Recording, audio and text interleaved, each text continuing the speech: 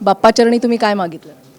मी बाप्पाचरणी कुठल्याच देवाला म्हणजे मी पंढरपूरला खूप जाते किंवा गणपतीचे 10 दिवस किंवा सिद्धिविनायक महालक्ष्मीचं मंदिर असेल, तुळजाभवानी असेल, मी वर्षातून माझ्या आजी जायच्या, नंतर माझी आई जाते आणि मी जाते आणि अनेक वेळा आईबरोबर जायची खूप वेळा संधी मिळते.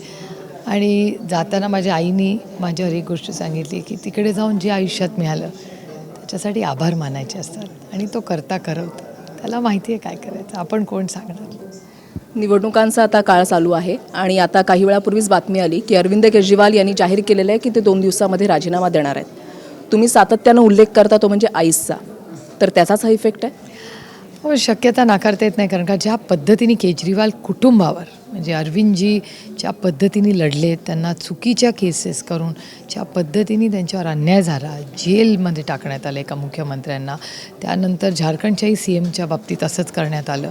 आणि केसेस जेव्हा येतात म्हणजे मग तुम्ही अनिल देशमुखांची केस बघा, राऊत साहेबांची बघा, नवाब मलिकांची बघा, या सगळ्या केसेस ज्या इन्कम टॅक्स, CBI आणि ED या केसेस जेव्हा येतात तेव्हा जेव्हा फायनल होतं तेव्हा कुठलाच आरोप त्याच्यातला म्हणजे जो असतो तो अर्ध्या करून जास्ती वेळा पॉलिटिकल असतो किंवा मग BJPचं वॉशिंग मशीन आहेच. म्हणजे डर्टी डझन तुम्हाला आठवतच असेल, तुमच्याच चॅनलवर तुम्ही डर्टी डझनची स्टोरी केली होती. त्या डर्टी डझनमधले 90% लोकं आज भारतीय जनता पक्षाच्या सत्तेमध्ये नुसते सहभागी नाही आहेत, महत्त्वाच्या राजकीय पदावरही आहेत. त्याच्यामुळे एजन्सीजचा गैरवापर, याचा अतिरेक या देशाने कधीच स्वातंत्र्यानंतर पाहिला असेल तर या ट्रिपल इंजिन खोके सरकार खूप दुर्दैव आहे आणि वेदना देणार आहे आणि अस्वस्थ करणार आहे. कारण हा देश हा कोणाच्या मनमानीने, अदृश्य शक्तीच्या मनमानी चालत नाही.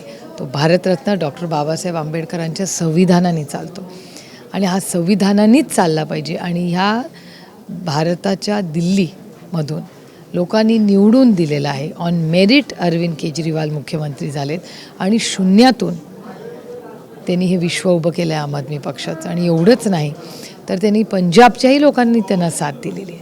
म्हणजे दुर्दैव आहे. त्यांची शुगर, मला अजूनही आठवतं, त्यांच्या कुटुंबाची आमचे फार जवळचे संबंध आहेत, तेव्हा त्यांची शुगर इतकी हाय व्हायची, 1-2 वेळा त्यांना चक्कर देखील आली. पण इतकं असंवेदनशील आणि क्रूर आहे सरकार आहे की विरोधी पक्षात असला तर आम्हाला म्हणजे आम्ही केलंही काही नसलं तरी शिक्षा, आणि त्यांच्या बाजूनी एकदा गेला आणि वॉशिंग मशीनमधून आला तर तुमको 100 खून माफ आहे. राहुल गांधी अमेरिकेमध्ये गेलेले होते आणि आरक्षण विरोधी त्यांनी वक्तव्य केलं असं म्हणत भाजपनं ठिकठिकाणी आंदोलनंसुद्धा केलेली आहेत. जगदीप धनखड जे आहेत त्यांनीसुद्धा आता असं वक्तव्य केलेलं आहे की 1990च्या अगोदर आरक्षण जे आहे ते दिलं नाही, काँग्रेस त्याला जबाबदार आहे. नेहरू हे आरक्षण विरोधी होते, राहुल गांधीसुद्धा तसेच. खरं तर या देशाच्या व्हाईस प्रेसिडेंट हे मोठं पद आहे, त्यांच्याबद्दल मला बोलणं हे अयोग्य राहील. पण अतिशय विनम्रपणे, आणि जेव्हा माझी ही बाईट दाखवाल ती पुरी दाखवा, अतिशय विनम्रपणे मला एकच गोष्ट म्हणायची आहे की ज्या व्यक्तीने ही टीका गांधी फॅमिलीवर केली, ते किती वर्ष काँग्रेसमध्ये होते, तेव्हा त्यांना हे सुचलं नाही का? हे दुर्दैव आहे की जेव्हा तुम्ही काँग्रेसमध्ये सगळेजण होता तेव्हा त्यांच्यात तुम्हाला काही खूट दिसली नाही. आज सोयीप्रमाणे तुमच्या लिडरशिपला खुश करण्यासाठी, एका पदासाठी तुम्ही हे एवढं कॉम्प्रोमाइज करता, हे किती दुर्दैवी आहे. नितीन गडकरींचं वक्तव्य आहे. गडकरींनी असं म्हटलं आहे, म्हणजे तो एक खळबळजनक दावाच म्हणावा लागेल. त्यांनी असं म्हटलेलं आहे की लोकसभा निवडणुकींच्या अगोदर पंतप्रधान पदासाठी विरोधी पक्षामधल्या एका मोठ्या नेत्याने त्यांना ऑफर दिलेली होती. मला ऑफर दिली होती का नाही ह्याच्यावर मला काहीच बोलता येणार नाही, कारण का मला माहिती नाही. पण एक गोष्ट मी कबूल करीन की गडकरी साहेब जरी आमचे वैचारिक मतभेद असले तरी अतिशय एक सुसंस्कृत नेता, ज्यांनी कधीच गलिच्छ राजकारण केलं नाही आणि स्वतःच्या वैचारिक भूमिकेत त्यांनी कधी बदल घडवला नाही आणि संघर्ष करायची तयारी, म्हणजे त्यांनी सत्तेसाठी कधी कॉम्प्रोमाइज केलं नाही. हे खूप शिकण्यासारखी गोष्ट आहे. आणि ह्या देशामध्ये कधीही आम्ही जरी वैचारिक विरोधक असले तरी आमचे कौटुंबिक संबंध किंवा वैयक्तिक संबंध, तुम्ही आज जर पार्लमेंटमध्ये मतदान केलं तर सगळ्यात पॉप्युलर आणि लाडका मंत्री कोण आहे तर ते गडकरी साहेब आहेत. तुम्ही अगदी खूप मनमोकळेपणाने बोलताय. JP नड्डा काल आलेले होते, मुंबईमध्ये होते आणि त्यावेळेला त्यांनी असं म्हटलेलं आहे की महाविकास आघाडी जे फेक नरेटिव्ह तयार करते ते फेक नरेटिव्ह तुम्ही हाणून पाडा, आंदोलनं करा. भाजपच्या नेत्यांना त्यांनी तशा सूचना दिलेल्या आहेत. मला गंमत एकीची गोष्टाची वाटते की भारतीय जनता पक्षाकडे स्वतःचा अजेंडाच राहिला नाही, म्हणून आमच्या फेक नॅरेटिव्हवर ते बोलत राहत आहेत. इतके वर्ष त्यांचं केंद्रात सरकार आहे, महाराष्ट्रात सरकार आहे, त्यांच्याकडे कार्यक्रम नाही आहेत, त्यांनी काही विकास केला नाही. याचा अर्थच त्याचीच पोचपावती आहे की जे आम्ही म्हणतो तेच नड्डाजी काल म्हणलेले आहेत. कारण का त्यांच्याकडे सांगण्यासारखं काहीही नाही आहे.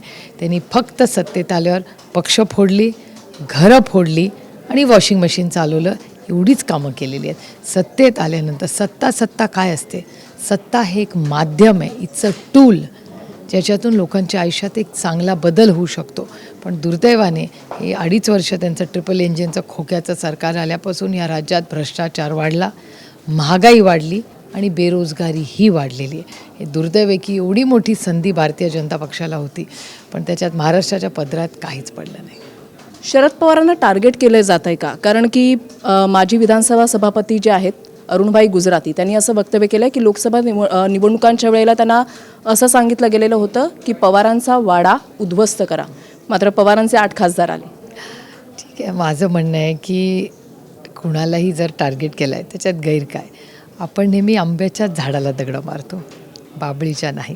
त्याच्यामुळे आदरणीय पवारसाहेबांवर हल्ला केल्यावर एकतर हेडलाईन होते, मोठी बातमी होते, आणि त्याचबरोबर एका सशक्त लोकशाहीमध्ये आम्ही बोलतो, जेव्हा आम्ही बोलतो तेव्हा ऐकायची ताकद असली पाहिजे, ती आमच्यात आहे.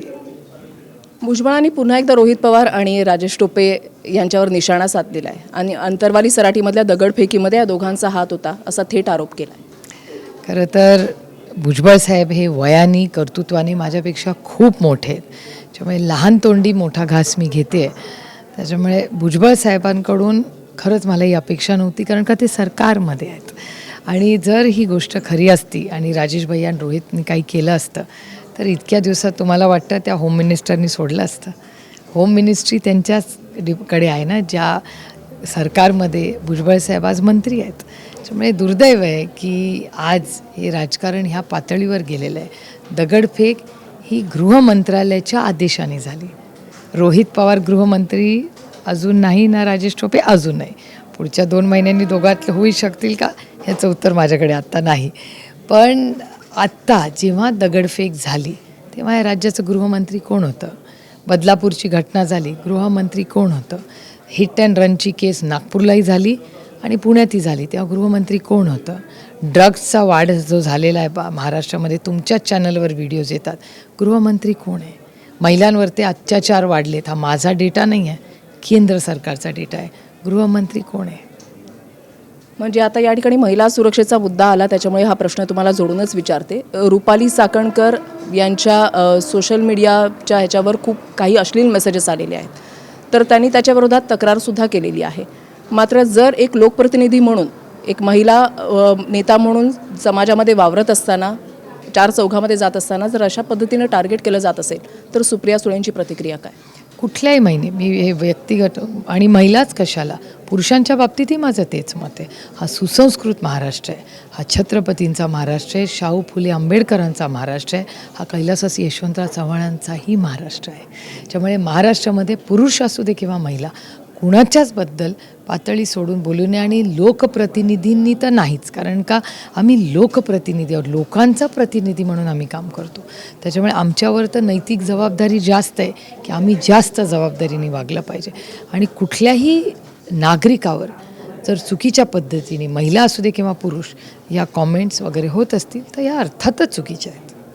शेवटचे 2 प्रश्न अगदी जोडून विचारते आणि ते सुद्धा ज्याची प्रतीक्षा आहे आम्हाला, की जागा वाटपाचा तिढा हा कधीपर्यंत सुटणार?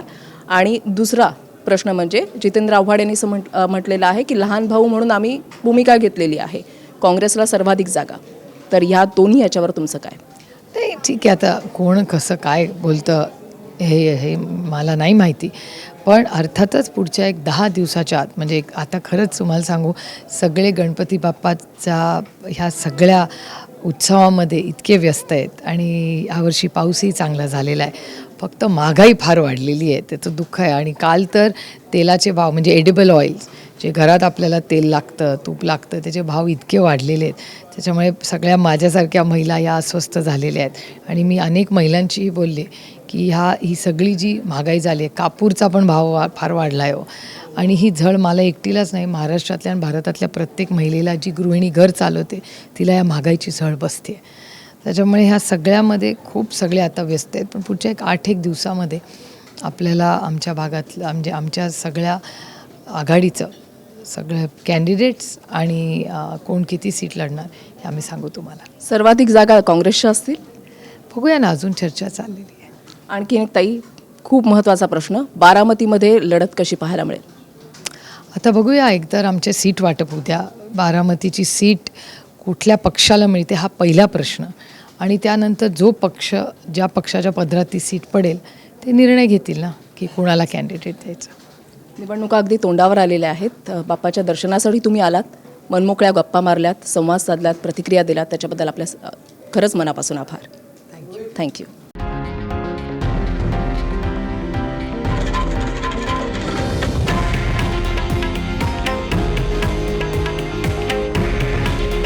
हे आहे देशातील नंबर 1 न्यूज नेटवर्क आणि आपण पाहत आहात TV9 मराठी. काळजी तुमची, हित महाराष्ट्राचं.